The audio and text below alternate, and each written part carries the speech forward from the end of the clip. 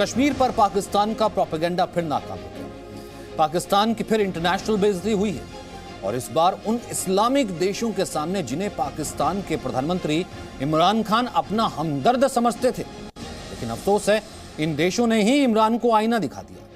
दरअसल पाकिस्तान में चल रही ओआईसी की बैठक में इमरान खान ने कश्मीर का मुद्दा उठाया, लेकिन उन्हें किसी भी देश का, किसी बाकी देशों का समर्थन ही नहीं मिला। इस्लामिक देशों के किसी भी प्रतिनिधि ने अपने भाषण में कश्मीर का जिक्र तक नहीं किया। वो सिर्फ बैठक के एजेंडे पर रहे, यानी पाकिस्तान एक बार फिर से बैठक को डिरेल करने की कोशिश कर रहा था, कश्मीर का कार्ड खेलने की कोशिश कर रहा था, लेकिन एक मुल्क भी पाकिस्तान के साथ नहीं आया। यानी अफगानिस्तान के मुद्दे पर बैठक बुलाई, खेला कश्मीर का कार्ड, लेकिन सभी मुल्कों के सामने पाकिस्तान की पोल खुल गई। ऐसे में ताल्टो के स्पेशल एडिशन इन सवालों के साथ कश्मीर पर इमरान को आईना दिखा दिया उन्हीं के हमदर्द इस्लामिक देशों ने, और इस्लाम का इस्लामिक कार्ड इमरान का फेल हो गया। वहीं महबूबा और अब्दुल्ला को अब सच कबूल नहीं है क्या वो अब भी कहेंगे कि बातचीत होनी चाहिए, पाकिस्तान भी के साथ भी हम अच्छे रिलेशन रखें? वहीं दुनिया साथ गुपकार क्यों खिलाफ है? वहीं इमरान खान इंटरनेशनल दुनिया के आगे बार बार कश्मीर का कार्ड खेल करके और झूठ फैला करके कितनी बेइज्जती करवाएंगे? अपराजिता सारंगी हैं, जो कि बीजेपी की एमपी हैं, बीजेपी के वरिष्ठ नेता हैं, हमारे साथ मौजूद हैं। Lieutenant general retire Sanjay Kulkarni हैं, डिफेंस एक्सपर्ट। अशोक सज्जनहार हैं, फॉर्मर डिप्लोमेट, और क्योंकि डिप्लोमेटिकली पाकिस्तान की एक बहुत बड़ी हार है, वहीं दूसरी तरफ नीलोफर मसूद भी हैं, जो कि डिस्ट्रिक्ट प्रेसिडेंट हैं बारामूला जम्मू कश्मीर नेशनल कॉन्फ्रेंस की। सबसे पहले नीलोफर जी, अभी कुछ ही दिन पहले अब्दुल्ला साहब भी वकालत कर रहे थे, जब 3 शहादत हुई थी तब भी वो वकालत कर रहे थे, पाकिस्तान से बात करो, पाकिस्तान से बात करो। अब भी क्या पाकिस्तान से बात करने की, कश्मीर इश्यू को लेकर के आप लोग वकालत करेंगे, जहां एक भी इस्लामिक मुल्क, उन्होंने इस्लाम के नाम पर इकट्ठे आने के लिए कहा कि आइए कश्मीर पर इकट्ठे आ जाइए, एक भी इस्लामिक मुल्क इकट्ठा नहीं आया, भारत का सब साथ खड़े हुए दिखाई दिए और पाकिस्तान को उन्होंने आईना दिखा दिया। देखिए सचिन, मुझे लगता है कि हमें अगर 2020 पर नजर हो तो ये मुद्दा ऑलरेडी इंटरनेशनलाइज किया गया है। जब एब्रोगेशन ऑफ आर्टिकल 370 हुआ, पहले ही 5 महीनों में यूनाइटेड नेशन सिक्योरिटी काउंसिल ने 2 बंद दरवाजे मीटिंग्स की। उसके बाद इतना ही नहीं, हमें यह भी याद होना चाहिए, यूएस कांग्रेस ने 2 रेजोल्यूशन पास किए जिसमें कंडम किया गया यूनिलेटरल एक्शन, जो एब्रोगेशन ऑफ आर्टिकल 370 को लेकर they condemned the unilateral decision which was taken by the New Delhi. उतना ही नहीं, वी वर फोर्स, जब हमारे वो एक इमेज जो लिबरल डेमोक्रेसी की बनी हुई है। मैम एक सेकंड, मैं कुछ फैक्ट क्लियर कर दूं, क्योंकि नहीं मैम, मैं 1-2 फैक्ट क्लियर कर दूं, क्योंकि मैं नहीं चाहता इस कार्यक्रम के माध्यम से किसी तरीके की जो है कोई मिस इन्फॉर्मेशन जाए। नंबर 1, इस मुद्दे को यूएन में लेकर के कौन गया? पाकिस्तान लेकर के गया, एक मुल्क साथ नहीं आया।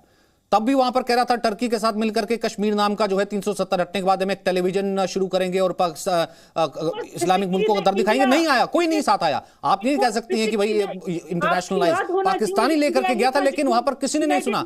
दूसरा, जिस यूएस कांग्रेस की आप रेजोल्यूशन की बात कर रहे हैं, वहां पाकिस्तान ने लॉबी की, लेकिन वहां पर भी अमेरिका का स्टैंड बिल्कुल क्लियर था कि ये इंटरनल मैटर है मैम, ये इंटरनल मैटर है मैम भारत का। अब अपनी बात पूरी कीजिए, क्या अब भी पाकिस्तान से बात करने की आप वकालत करेंगी? पर क्यों लाया गया यहाँ पर?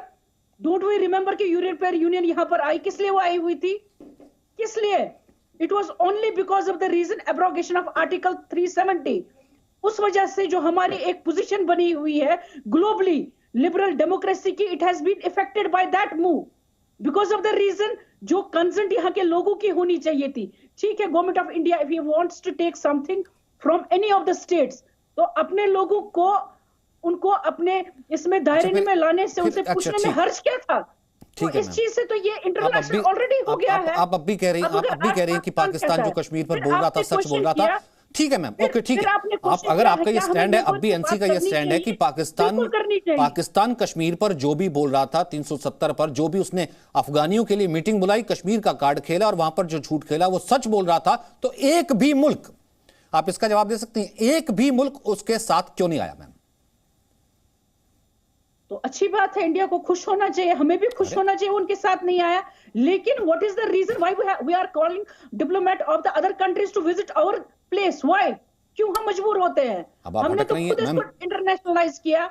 हमने तो तो खुद मैं यहाँ जैसे दिल्ली घूमने आते हैं, वैसे internationalize कश्मीर किया घूमने आते हैं, वैसे जैसे ताजमहल देखने आते हैं, वैसे कोई भी श्रीनगर आए, तो उसमें क्या दिक्कत है? वो तो कोई कहीं भी आ सकता है। कश्मीर तो भारत का अभिन्न है ना, तो कोई कहीं भी आए, कैसे भी घूमे। अपराजिता सारंगी, अपराजिता सारंगी एक भी इस्लामिक कार्ड खेला, एक भी इस्लामिक मुल्क साथ नहीं आया, लेकिन एनसीपीडीपी अब भी कहती है कि नहीं, वो जो कह रहा था वो सच कह रहा था। सच कह रहा होता तो कुछ तो सबूत देता। ये नहीं सेटिस्फाई होते, इनको कैसे सेटिस्फाई करेंगी फिर अपनी होम ऑडियंस को? आप सबको मेरा नमस्कार। हैरत होती है कि आज के दिन पाकिस्तान के साथ कोई भी देश खड़ा नहीं है, उनका कोई हमसफर नहीं है, कोई हमदर्द नहीं है, उनकी बातों का कोई समर्थन नहीं कर रहा है, लेकिन पाकिस्तान अपनी जिद पर अड़े हुए है। मैं ये पूछना चाहती हूं कि बार बार हमारे एक्सटर्नल अफेयर्स मिनिस्ट्री के द्वारा कहे जाने पर और बार बार हमारे वरिष्ठ नेतृत्व के द्वारा कहे जाने पर भी कि कश्मीर भारत का अभिन्न अंग है और कश्मीर का मुद्दा आर्टिकल 370 हो या आर्टिकल 35A हो या हमारा अंदरूनी मामला है, इसमें पाकिस्तान या चाइना या कोई अन्य देश हस्तक्षेप न करे। बार बार हमारे वरिष्ठ नेताओं ने कहा और बार बार हमारा यह आभिमुख्य उपस्थापित किया गया है, फिर भी दे दिया। अगर हमने अपने लोगों को पहले अपनी तरफ कर लिया होता तो आज ये मैं वही तो कह रहा हूँ ना अपराजिता जी, मैं अपने दोनों पैनलिस्ट के पास जाऊं उससे पहले अपराजिता जी, सवाल तो यही है ना कि भारत ने तमाम देशों को, तमाम पूरी दुनिया को ये बता दिया, ये मनवा लिया जो हकीकत है, लेकिन फिर अब्दुल्ला को क्यों नहीं समझ में आता मैम? फिर आज तो महबूबा मुफ्ती ने दोबारा एक बयान दे दिया 370 को लेकर के कि भड़काया जा रहा है। वो तो अभी भी भड़काने का काम कर रही है पाकिस्तान का नाम लेकर के। देखिए, ये दायित्व विहीन बयान है। महबूबा मुफ्ती लगातार हमें कहती रही हैं कि आप पाकिस्तान से बात करें, फारूक अब्दुल्ला जी भी उनके साथ हैं। तो मुझे लगता है कि ये उनका मंतव्य है, उनके मंतव्यों पर हम किसी भी तरह की टिप्पणी करना सही नहीं समझते हैं। जहां तक हमारी बात है, केंद्र सरकार की बात है, भारतीय जनता पार्टी का सवाल है, हमारा आभिमुख्य पाकिस्तान के प्रति बिल्कुल साफ है, स्पष्ट है और सारे भारतवासी इस विषय से वाकिफ हैं।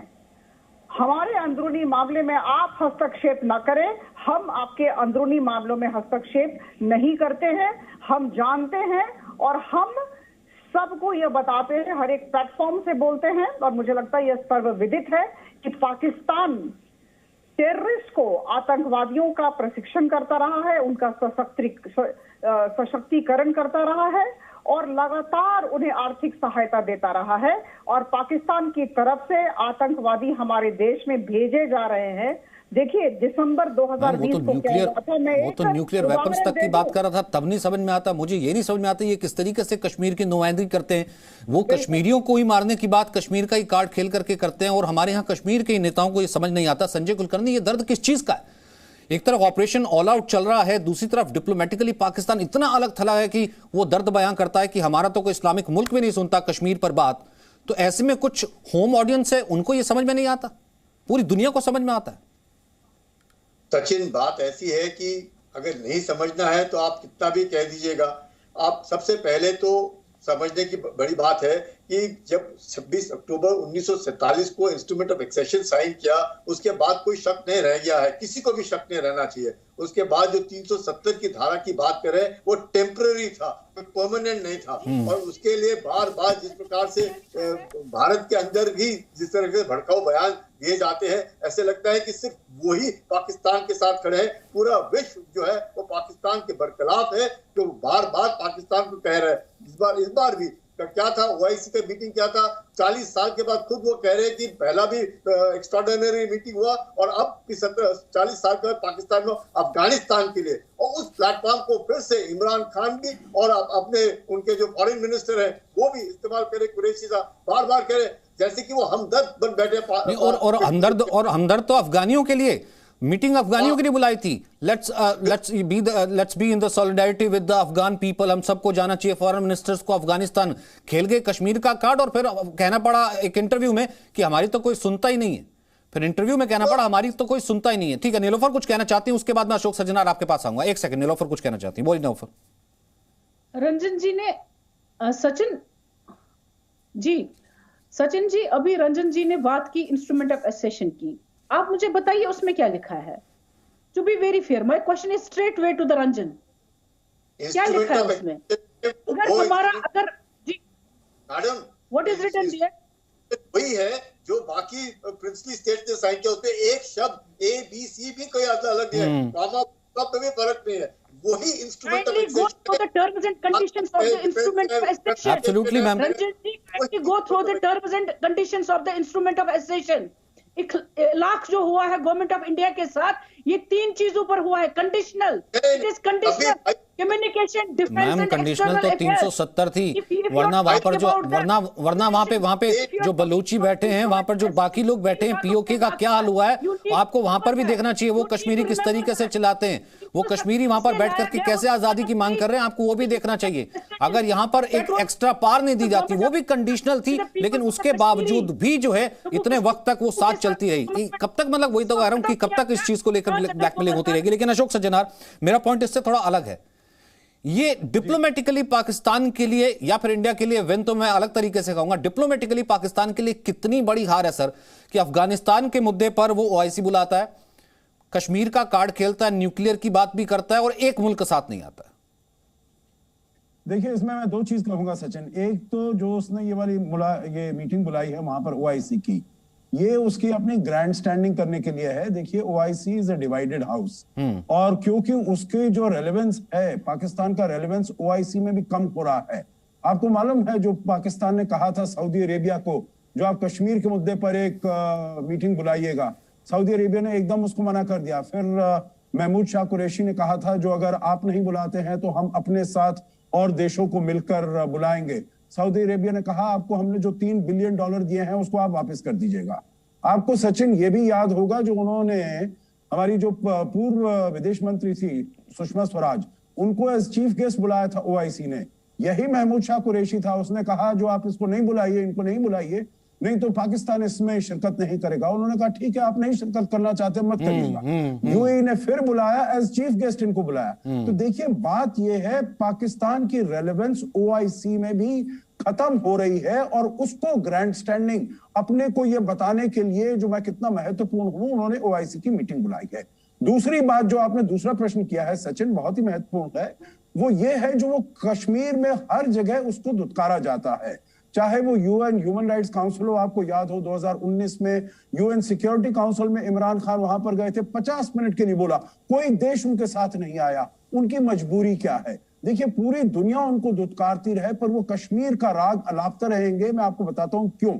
क्योंकि उनकी आर्मी के पास जो पावर है वो इसीलिए है जब वो बताएं जो भारत आपका वो कहीं ना कहीं उसका एग्जिस्टेंस ही हम ये कह सकते हैं कि अगर वो एक फेल्ड स्टेट है, अगर वो एक मिलिट्री स्टेट है, अगर वो एक ऐसा स्टेट है जो आतंकवादी प्रोड्यूस करता है, उसका ओरिजिन या उसका वजूद ही सिर्फ इसलिए है कि वो कश्मीर की बात करता रहे। लेकिन अब वो जानता है, ये खुद इमरान खान कह रहे थे कि पूरी दुनिया के सामने अब हमारी कोई सुनने वाला है नहीं, यानी कि बार बार वो ये मिस्टेक दोहराता है और बार बार जो है इंटरनेशनली बेइज्जती करवाता है। मेरे पास वक्त इतना ही है सर, आगे कभी हम और शो करेंगे तो ज्यादा वक्त दूंगा। फिलहाल बहुत बहुत शुक्रिया आप सभी का मेरे साथ जुड़ने का। Presenting B News app available on Google Play and App Store. Download it now.